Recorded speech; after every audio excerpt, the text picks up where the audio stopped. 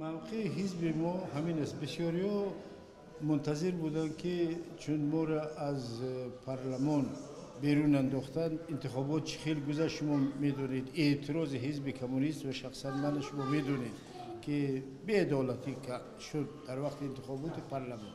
نیستیم در پارلمان، یک نفرم نداریم.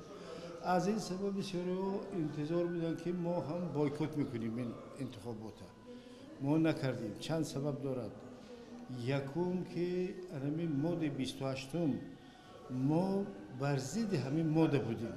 اونجا نوشته شده است که حزبای اتیستی، حزبای دینی، حزبای دموکراتی همین گپور در 28م ماده انداختن. ما گفتیم که خیلی نیست. حزب اتیستی در دنیا وجود ندارد. کوبا حزب کمونیستی نیست. کمپارتی کوبا فیدل کاسترو اگر حزب اتیستی می بود، این پاپای ریمو این موسفید کریل از مسکو نمی رفت اونجا در کوبا. یعنی احترام نسبت به دین داریم. ما کمونیستا دائم میگیم که دین از دولت جدا کرده نمی شود، چون که دین خود مردم میلیون آدم دیندار هستند.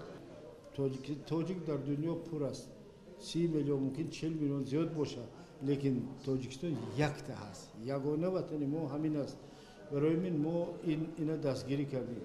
لیکن ما روی راست میگیم، از روی انصاف. یک چند ماده های کانستیتوسی هست که اونها را علایده در آواز نماندن نیست.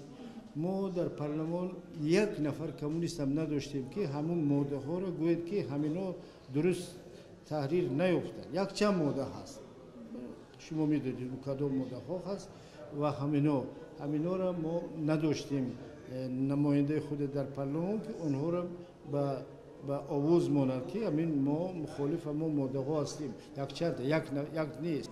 بعد مسئله یک چیز نازک است. او همین رئیس جمهور همین حاضر حقوق چندین بار چیز ماندن دارد.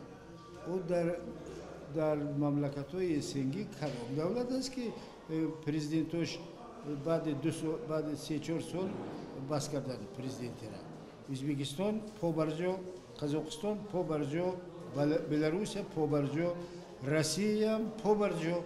همین پوتین هم یک راکیروف که میده کرد و باز در قریب زیاد از 10 سال 13 سال کار میکنه. پس چرا این برزیل که بوش پدر دوبار، بوش پسر دوبار، بوش سیوم بوش هم کردن نگذاشت. او همین فرانکلین روزولت 4 بار پرزیدنت شد. این مهم نیست. مهم اون است که سیاست برای پرزیدنت به سمتش درست باشد، مردم رای میتید. من بر ضد همین کانستیتوسی رای دادم در همین جا. به خاطر من 28م استاتیا. نه فقط ما سوسیال دموکراتان مخالف بودن، سوسیالیستان مخالف بودن، دموکراتان مخالف بودن، چون که تحت سوال مانده شد دنیوی بودن همین دولت.